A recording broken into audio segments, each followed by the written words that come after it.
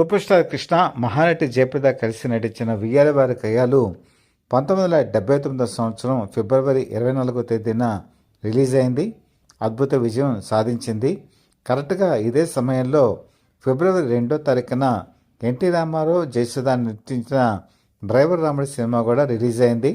ఆ సినిమాలో మంచి పాటలు ఉన్నాయి, ఫైట్స్ ఉన్నాయి, విలన్స్ ఉన్నారు. అన్నిటికీ మించి దర్శకుడు కె రాఘవేంద్రరావు ఆ సినిమాకి ఒక ప్లస్ పాయింట్.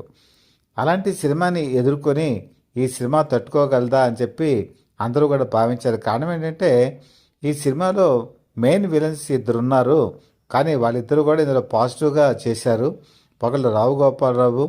ఆ రోజుల్లో రావు గోపాలరావు అంటే భయంకరమైన విలనిజానికి మారిపోయారు. ఆయన ఈ సినిమాలో కృష్ణకి తండ్రిగా నటించారు. మరో పక్కన పిల్లనిచ్చిన మామగారు నాగభూషణం. సునిశ్చితమైనటువంటి వ్యంగ్యమైనటువంటి విలనిజానికి ఆయన ట్రేడ్ మార్కు. ఆయన కూడా ఇందులో చాలా పాజిటివ్గా నటించారు. మరి ఇలాంటి విలనిజం లేనటువంటి సినిమా ఆడుతుందా? అప్పటికి కృష్ణ అంటేనే ఫైట్స్, అలాగే చేజింగులు ఇవన్నీ ఉండేవి. అలాంటిది ఒక కుటుంబ కథా చిత్రం, అందులోనూ హాస్యభరిత చిత్రం అని చెప్పి అందరూ అనుకున్నా కూడా మార్నింగ్ షో తర్వాత ఒక్కసారి టాక్ మారిపోయింది. జనం వెలుగులా వచ్చారు. ముఖ్యంగా మహిళా ప్రేక్షకులు, పిల్లలు ఈ సినిమా చూసి అసలు నవ్వకుండా బయటికి రాలేనటువంటి పరిస్థితి. గొప్ప నవ్వులు పువ్వులు పోయించినటువంటి ఈ సినిమా క్రమక్రమంగా అందరూ కుటుంబ సమేతంగా చూసి ఆనందించదగ్గ చిత్రంగా మారింది. ఈ సినిమా ఆ రోజుల్లో క్రియేట్ చేసిన సెన్సేషన్ అంతా ఇంత కాదు. మరి ఈ సినిమాని ఎవరు నిర్మించారు? చాలా చిన్న నిర్మాతలో నిర్మించినటువంటి ఈ చిత్రం జాగలమూడి రాధాకృష్ణమూర్తి.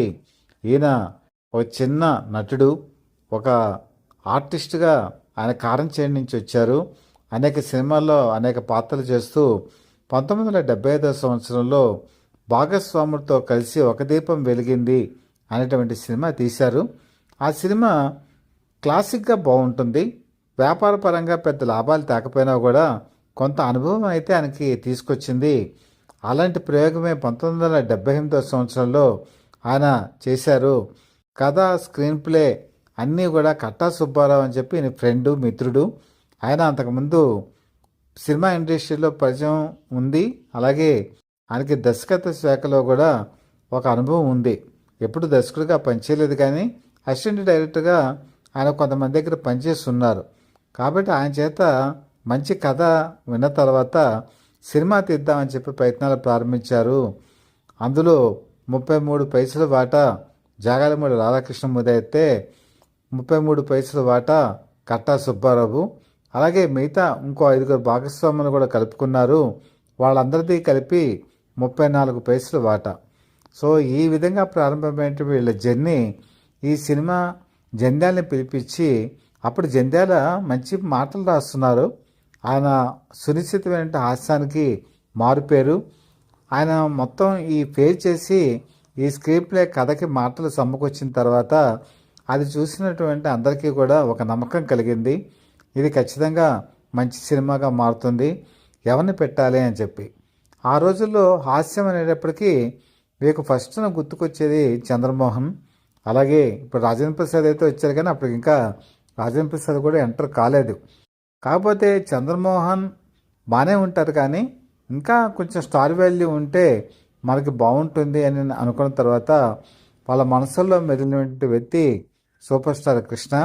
ఆయన అప్పటికి మార్కెట్ చాలా బిజీగా ఉన్నారు, స్టార్డమ్లో ఉన్నారు. ఆయన మనం బేర్ చేయగలమా అన్న ఒక డౌట్ కూడా ఉంది. ఆయన అడిగితే ఒకసారి బాగుంటుంది కదా అని అందరూ కలిసి వెళ్ళి మరి వాళ్ళ బ్రదర్ అయినటువంటి మరి హనుమంతరావు గారిని కలవటం జరిగింది. ఆయన కథ విన్నారు. కథ విన్న తర్వాత వెళ్ళి కృష్ణ గారిని కల్పించారు. కృష్ణ కూడా కథ అంతా విని ఓకే చెప్పారు. డేట్స్ విషయం, పారితోషికం విషయం నా బ్రదరే మాట్లాడతారు అన్న తర్వాత వాళ్ళ డిస్కషన్లో కూర్చొని మాట్లాడటం ప్రారంభించారు. అప్పుడు ఆయన తీసుకున్నటువంటి రెమ్యునరేషను 2 లక్షల రూపాయలు.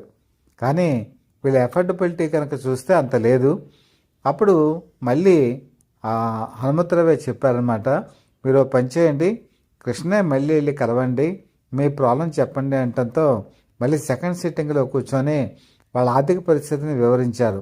సార్, మేము కొత్త నిర్మాతలం, మాకంత పెట్టేటువంటి స్తోమత లేదు, ఏదో మీరు మాకు డేట్స్ ఇవ్వండి అని కొద్దిగా రిక్వెస్ట్ చేయడంతో కృష్ణ ఒకటే మాట అడిగారు, మీరు ఎంత బేర్ చేయగలరు అని అంటే 1,50,000 వరకు మీకు రెమ్యునరేషన్ ఇవ్వగలమని చెప్పి వాళ్ళు చెప్పిన మీదట ఒక్క క్షణం ఆలోచించి ఓకే మీరు అలా 1,50,000 ఇవ్వండి అని చెప్పి 10,000 అడ్వాన్స్ తీసుకున్నారు, మిగతాది తర్వాత ఇద్దరు కానీ అని చెప్పి ఒక మాట మాత్రం చెప్పారు, మీరు కొత్త వాళ్ళైనా సరే సిన్సియర్గా తీయండి, సీరియస్గా తీయండి, ఒక మంచి పద్ధతిలో తీయండి అని చెప్పి చెప్పడం జరిగింది. ఆ విధంగానే వాళ్ళు ముందుకు ప్రొసీడ్ కావడం జరిగింది. ఇందులో వాళ్ళు ఏం చేశారంటే బడ్జెట్ని కంట్రోల్లో పెట్టుకోవడానికి షార్ట్ డివిజన్ అనేది చేసుకున్నారు. ఒక్కొక్క షార్ట్కి ఎంత రీలు పడుతుంది, ఆ రోజు రీలు కొనుక్కునేవాళ్ళండి, కలర్ రీలు కదా, కొనుక్కునేటువంటి పద్ధతి ఉండేది. ఒక్కొక్కసారి రీలు కనుక అయిపోతే బ్లాక్లో కూడా కొని మరి సిస్టంలో పెట్టుకోవాలి, అది ఇంకా కాస్ట్లీ. కాబట్టి అన్ని ఎస్టిమేషన్ వేసిన తర్వాత దర్శకుడు కట్టా సుబ్బారావుకి ప్రొడ్యూసర్స్ చెప్పారు 40,000 అడుగుల ఫిల్మ్ అవసరం అవుతుంది, కానీ ఇంకో 5,000 అడుగుల ఫిల్మ్ మేము ఇస్తాము, 45,000 అడుగులు దాటిన తర్వాత అయ్యే ఫిల్మ్ ఖర్చు కానీ లేకపోతే షూటింగ్ ఖర్చు కానీ అన్నీ కూడా నువ్వే భరించుకోవాలని చెప్పడంతో కట్టా సుబ్బారావు కూడా ఓకే అని చెప్పారు. కట్టా సుబ్బారావుకి సీనియర్ దర్శకుడు ప్రత్యేగాత్మ దగ్గర పనిచేసినటువంటి ఎడిటింగ్ నైపుణ్యం కూడా ఉంది, కాబట్టి ఆయన కూడా చాలా ఖచ్చితత్వంతో ఈ సినిమాని తీశారు. ఎక్కడో కూడా అన్నెసరీ కాస్ట్ అనేది లేకుండా తీయటం జరిగింది. మొత్తం 16 లక్షల బడ్జెట్లో ఈ సినిమాని తీశారు. అలాగే సినిమాను కూడా చాలా తొందరగా తీయడం జరిగింది. 1978 మే 27న ప్రసాద్ స్టూడియోస్లో చెన్నైలో ఈ సినిమా షూటింగ్ ప్రారంభమైంది. సూపర్ స్టార్ కృష్ణ, జయప్రద ఓ పక్కన మరి నాగభూషణం, సూర్యకాంతం ఈ నలుగురి మీద చిత్రీకరించినటువంటి ముహూర్తపు షాట్తో ప్రారంభమైనటువంటి ఈ సినిమా ఫిబ్రవరి 24, 1979 కల్లా సెన్సార్ పూర్తి చేసుకొని రిలీజ్ అయింది. ఎక్కడో కూడా డేట్స్ వేస్ట్ కాకుండా చాలా త్వరితంగా తీయడం జరిగింది. ముఖ్యంగా గుడ్డమ్మ కథ సినిమా ఆ రోజుల్లో అంటే 1962 సంవత్సరంలో ఒక సెన్సేషన్ క్రియేట్ చేసింది విజయవాడకి. అందులో మరి ఒక గయాలిగా నటించినటువంటి సూర్యకాంతం ఈ సినిమాలో కూడా అదే పాత్ర దుర్గమ్మగా నటించారు. మళ్ళీ ఛాయాదేవి అందులో కనిపిస్తారు మనకి, అదే ఛాయాదేవి ఈ సినిమాలో కూడా కనిపిస్తారు. తను ఇల్లరికపు అల్లుడు ఉండాలి, అతనికి బాగా ఆస్తి ఉండాలి, పైగా చదువుకొని ఉండాలి, ఇలాంటి కండిషన్స్ పెట్టి వేధించుకు తినేటువంటి అత్తగారు అన్నమాట. అలాంటి వ్యక్తి అల్లుడు దొరకాలని వెతికేటువంటి ప్రయత్నంలో సూపర్ స్టార్ కృష్ణ వాళ్ళ ఇంటికి అల్లుడవుతాడు. అల్లుడైన తర్వాత అత్తకి ఏ విధంగా బుద్ధి చెప్పాడు, ఏ విధంగా దారిలోకి తీసుకొచ్చాడు అన్నది హాస్యభరితమైనటువంటి సన్నివేశాలతో ఈ సినిమా కొనసాగుతుంది. చివరి వరకు కూడా మనల్ని నవ్విస్తూనే ఉంటారు సూపర్ స్టార్ కృష్ణ. మనల్ని నవ్వించడమే కాదు, షూటింగ్లో ఉన్నప్పుడు కూడా ఆయన ఈ షూటింగ్ని బాగా ఎంజాయ్ చేసేవాళ్ళు. మరో పక్కన జయప్రద చాలా కామెడీగా నటిస్తారు ఈ సినిమాలో. తను పెళ్లి చూపులకు వచ్చిన వాళ్ళని బెదరగొట్టేటువంటి ప్రయత్నం, వాళ్ళకి రకరకాలైనటువంటి కథలు చెప్పి తనంటే భయం కలిగేలా చేసి పారిపోయేలా చేసినటువంటి సీన్లు అయితే మనకి చాలా నవ్వు తెప్పిస్తాయి. జయప్రద సీరియస్ యాక్షనే కాదు, ఒక కామెడీ టచ్ కూడా ఉన్నటువంటి క్యారెక్టర్ చేయగలరు అని చెప్పేసి ఈ సినిమా నిరూపిస్తుంది. ముఖ్యంగా ఇల్లరికపు అల్లుడు, అతను పడేటువంటి పాటలు ఇవన్నీ కూడా గుటకాయ స్వాహ సర్వం గుటకాయ స్వాహ అనేటువంటి ఒక పాట ఉంది. అందులో వేటూరి సుందరరామూర్తి ఆ పాటను రచిస్తే సుందరం సత్యం మాస్టారు, ఈ చలపిల్ల సత్యం, ఈయన అద్భుతమైన మరి సంగీతం సమకూర్చారు. ఈయన సారథ్యంలో వచ్చిన ఈ పాటలన్నీ కూడా ఆ రోజుల్లో సూపర్ డూపర్ హిట్ అయ్యాయి. కళలోని ప్రేయసి, కళలోని ఊర్వశి అనేటువంటి పాట కూడా ఈ సినిమాకి హైలైట్ అయితే, పాలు పొంగే వయసు అనేది పంచదార మనసు అనేది అనేటువంటి పాట కూడా చాలా అద్భుతంగా ఉంటుంది. ఈ పాటలన్నీ కూడా ఆ రోజు ఆకాశవాణిలో వచ్చినప్పుడు చాలా సూపర్ డూపర్ హిట్ అనేటువంటి సాంగ్స్ని ప్రజలు తన్మయత్వంతో వినేవాళ్ళు. ముఖ్యంగా కళ్ళలోని ఊర్వశి, కళ్ళలోని ప్రేయసి అనేటువంటి పాట అయితే చాలా భావుకతతో కూడుకున్న పాట ఎప్పటికీ కూడా ఆ పాట చిరస్థాయిగా నిలిచిపోయింది. ముఖ్యంగా జయప్రద కృష్ణ మధ్య ఉండే సన్నివేశాలు, పెళ్ళైన తర్వాత వాళ్ళ మధ్య జరిగేటువంటి ఒక గొడవ వియ్యాల వారి కయ్యాలుగా మారుతుంది.